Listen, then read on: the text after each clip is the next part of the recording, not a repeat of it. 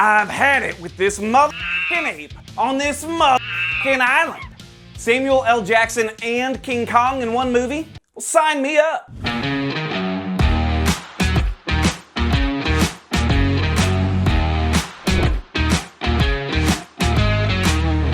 Hey there everybody, and welcome back to Nerd Dog Reviews. Godzilla vs. Kong is right around the corner, so I decided to give that classic solo Kong film another watch. No, not that one.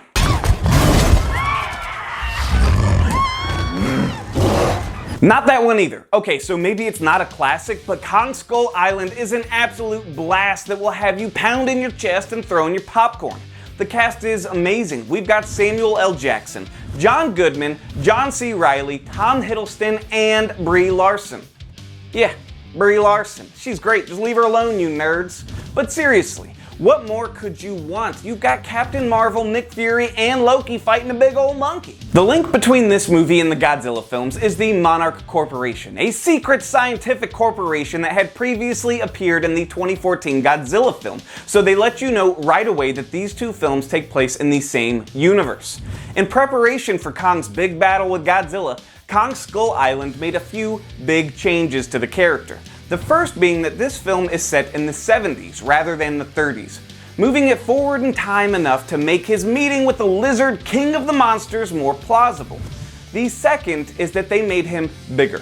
Much, much bigger. Seriously, this movie looks at the previous versions of Kong and is like, you call that an ape? This is an ape. The movie follows a team of scientists and military personnel who venture to Skull Island, an uncharted island that's surrounded by a continuous storm cloud that keeps boats and planes from entering. Until now, that is. This movie has some great action sequences. My favorite is probably Kong's first confrontation with the helicopters on the island. He throws a freaking palm tree through a helicopter and then he straight up eats a dude. Just pops him in his mouth like a Tic Tac. This devastating attack from Kong is what fuels Samuel L. Jackson's hatred for the hairy beast. It becomes an obsession for him, like Captain Ahab chasing the white whale. Killing Kong becomes his only objective. Samuel L. Jackson rocks this role. I mean, he rocks every role, but here he's his stereotypical, grumpy, bug-eyed, loud-talking self, and it fits the character perfectly. While this story of Kong is a lot different than previous versions we've seen, the themes and the heart of it are still the same. Who is the real beast? Who is the real monster? Kong or the humans? Spoiler alert, it's not Kong. The film gives little winks, little similarities between Kong, who is thought to be the monster, and the men hunting him.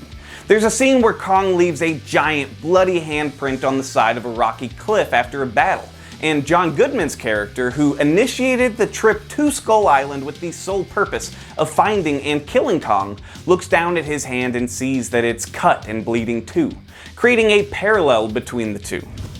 These people, these scientists and soldiers, came to the island to Kong's home, and they are the intruders. This has been the point since the original film from 1933. Man's need to interfere with nature leads to disastrous results. Kong is the guardian of the natives who inhabit this island. He's their protector, a king. And even though they changed a lot, they put in plenty of references to the previous films that inspired this one. For example, in the original King Kong, Kong fights dinosaurs that share the island with him. There are no dinosaurs present in this movie. Instead, he fights skull crawlers because it sounds cool. But there is evidence that dinosaurs existed on the island previously. We see a Triceratops skull at one point, but just because there are no dinosaurs doesn't mean we don't get to see lots of cool creatures. There are some terrifying giant monsters, a big old squid, and there's some big wildebeest thing. Warner Brothers' upcoming Godzilla vs. Kong isn't even going to be the first time Kong has battled with Godzilla. In 1962, the two titans went head to head, but it's safe to assume that this battle will look just a little, better. All in all, Kong Skull Island is a fun watch. It's not the best King Kong film we've ever gotten, but I can guarantee you this much, it's not the worst. They nailed the vibe of the 70s and created an action-adventure creature feature that resembles a Vietnam War epic. The cast is fantastic, the CGI is pretty dang good, and the action is solid. It's a perfect turn off your brain and watch it type of movie, and it's my favorite film from the Monsterverse so far. What's your favorite movie in the Monsterverse, and whose side are you on? Godzilla or Kong? Let me know in the comments. I'm Joshua Ryan, and I'll see you next time.